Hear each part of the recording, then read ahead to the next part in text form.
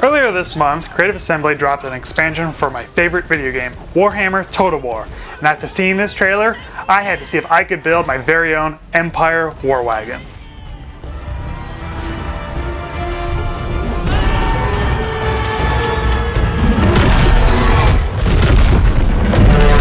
Welcome to Table Ready Gaming. I'm Dave, and like I said, Total War Warhammer is one of my favorite video games out there, and probably of all time. Between Total Warhammer 1 and 2, I probably have over 1,000 hours logged. And that may not be a super proud accomplishment, but it's the truth. After seeing this trailer for the Hunter and the Beast, I knew I had to get myself Warhammer Empire War Wagon. While there is an official Games Workshop version of this model, it's been out of print for a long time, and last I checked, it was going for $175 on eBay. And frankly, that's a little bit more than I want to spend.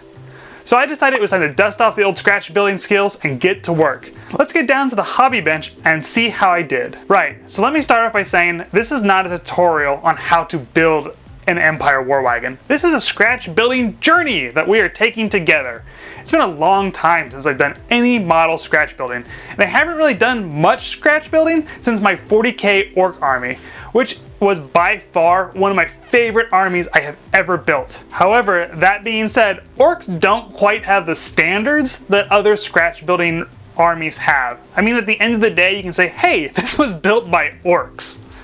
Also, adding another layer of difficulty to shooting this video, I have found that shooting scratch building and larger projects like this is a lot more difficult than shooting a painting tutorial or miniature painting video. After this video, I have a lot of respect for channels like Blackmagic Craft and Wylock. So just hang with me and we're gonna feel this out together. Anyhow, you're probably curious to know what I'm doing on this build. Well, I started by cutting out a template for my war wagon I designed on the computer. When I'm building a template, I like to start out with a piece of graph paper and a miniature. I don't really use a ruler to measure the exact dimensions. I kind of just Minecraft it and say, oh, this carriage wagon is going to be 9 blocks by 6 blocks, for example. I find this is a much easier way to measure for miniature hobby builds than using a traditional straight edge ruler and stuff. For this miniature build, I based it around a model of a Lannister guardsman from the Simon's Cool Mini or Not Song of Ice and Fire miniatures game. I think I'm also going to use my Lannister army as a free guild army for Age of Sigmar. The scale matches up really well to Warhammer in my opinion, and that's probably where this war wagon will show up, also in D&D games, as there's absolutely nothing I can do with it in the Song of Ice and Fire's miniature game. Once I got the template roughed out on graph paper, I then scanned it into my computer and cleaned up the lines. Oh, and one more note when designing templates, don't forget to account for the width of the material you're building with. This was a mistake I made with my first template on this project, and it led to a not so square box with not such great overlaps and was very unstable structure. Once my template was complete, I taped it up to some foam core and began to cut it out with an X-Acto knife and a straight edge. After I had my template pieces cut out, I decided to start texturing the floor of the carriage. This was done by using wood glue and gluing a few wooden stir sticks down to the top of the foam board. And while it takes a little bit longer to dry, it's much cleaner than hot glue and won't melt the foam like super glue will.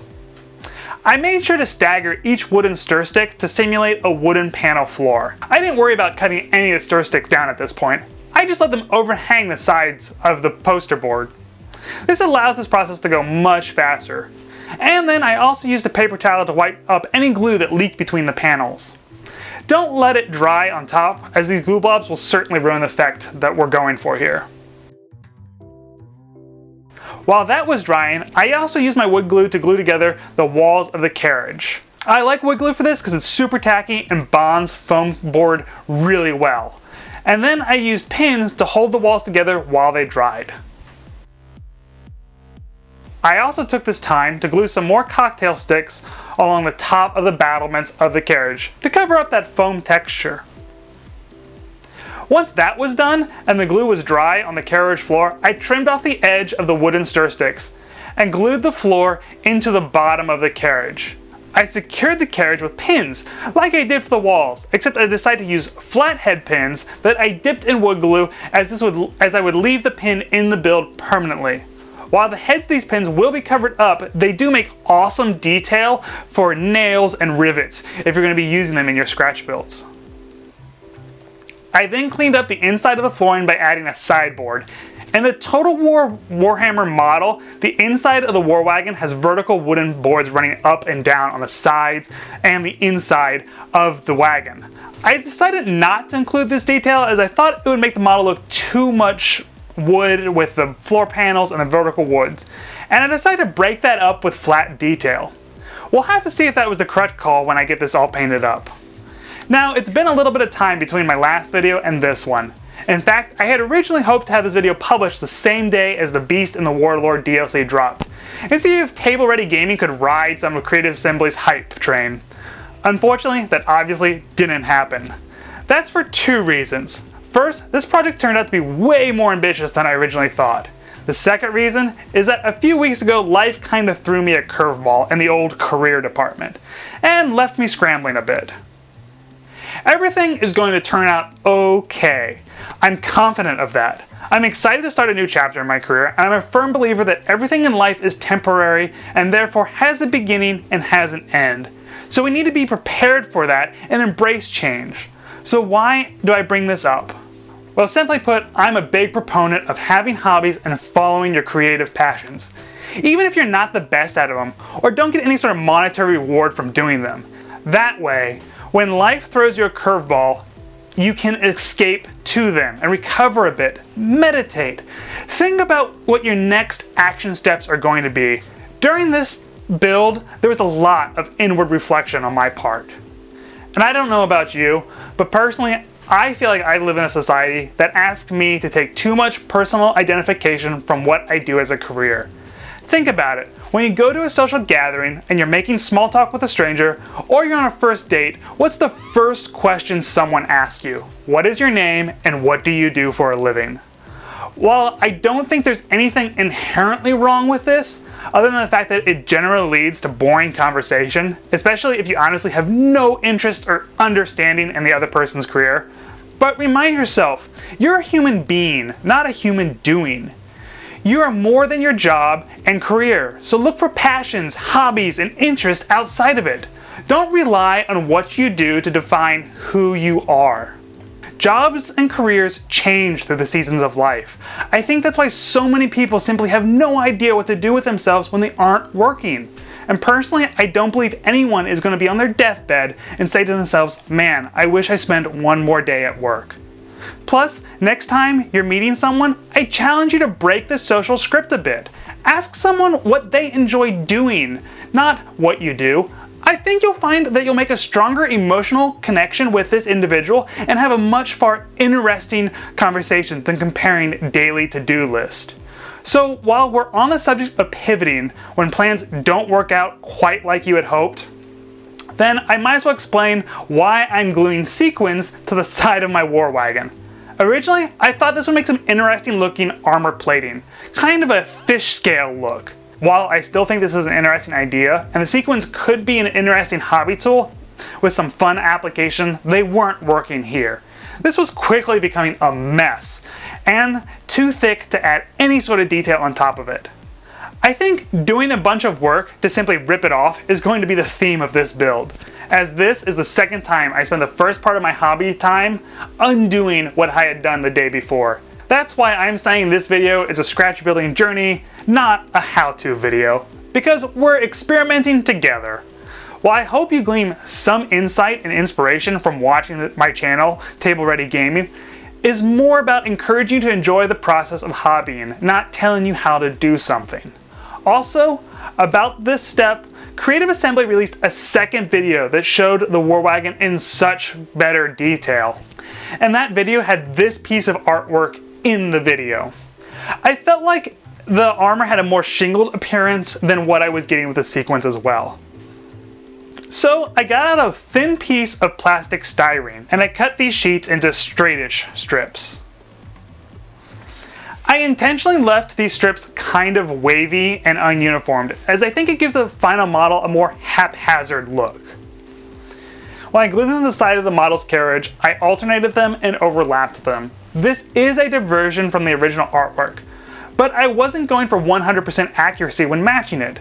The concept art was more inspiration, not strict instructions on how to build this.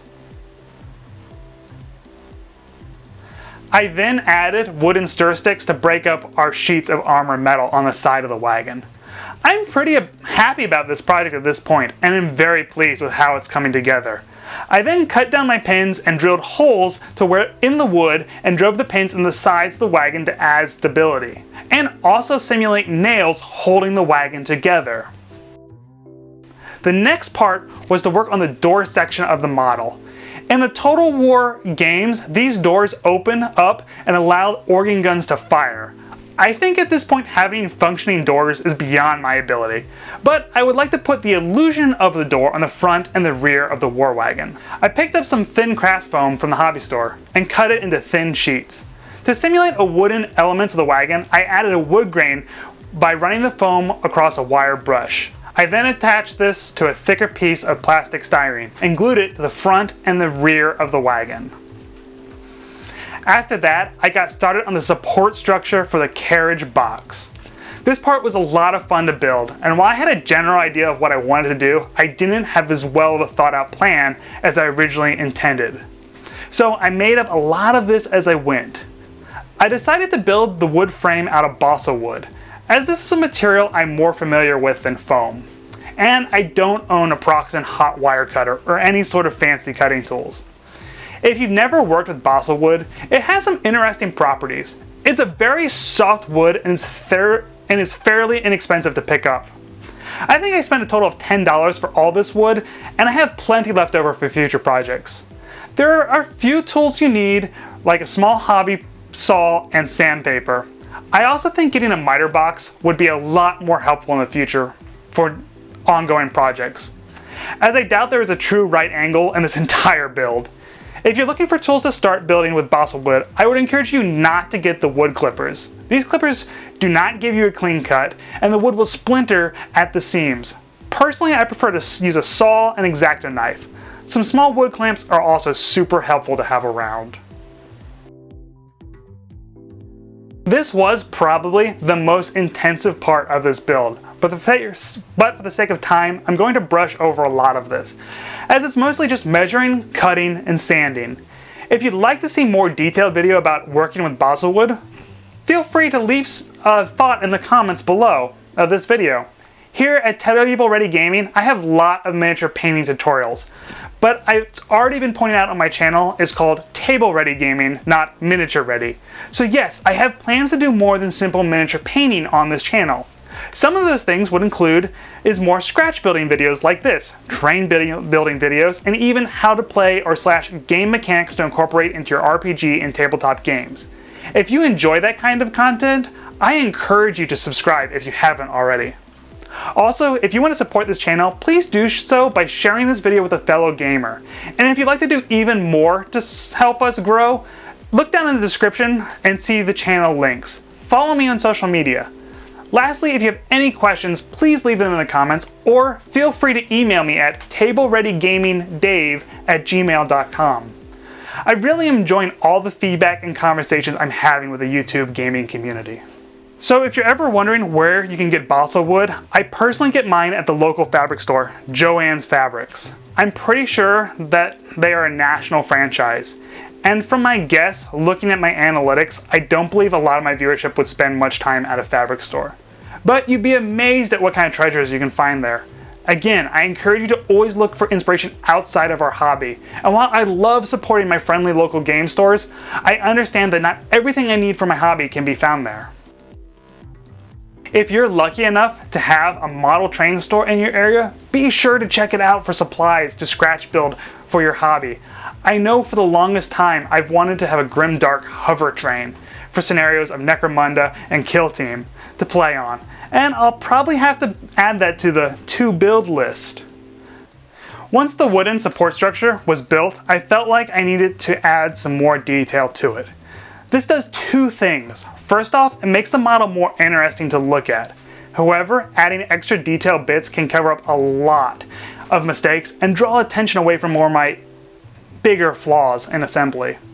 I thought adding these plastic shields from an old skeleton set and these lion head charms I found in the bead aisle of Hobby Shop would make the outside look great. Like I said, I'm a big fan of looking outside your local game store for inspiration.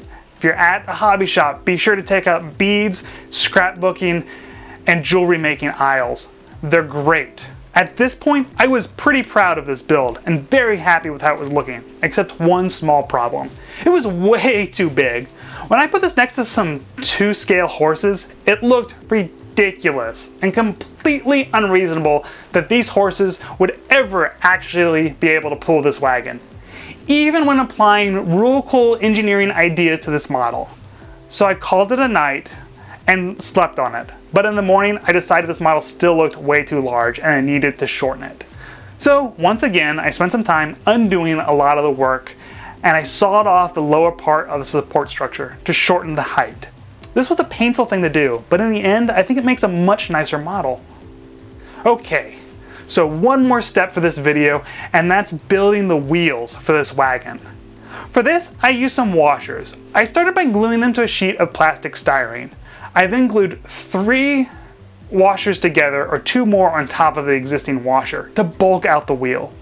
Using washers for wheels provides me a great guide for cutting the circle. It also provides weight to the model, ensuring that it stands on the tabletop and doesn't fall over.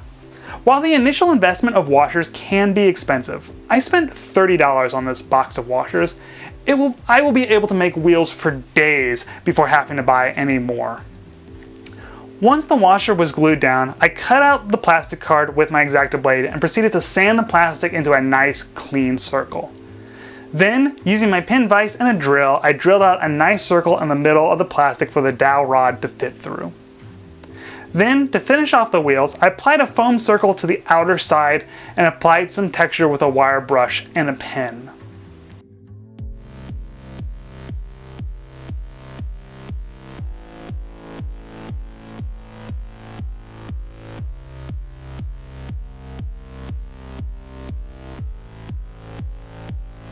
Then, I wrapped the entire wheel in another piece of foam to clean up the wheel and add an outside cover. Now, just do that 3 more times and glue the wheels onto the wagon.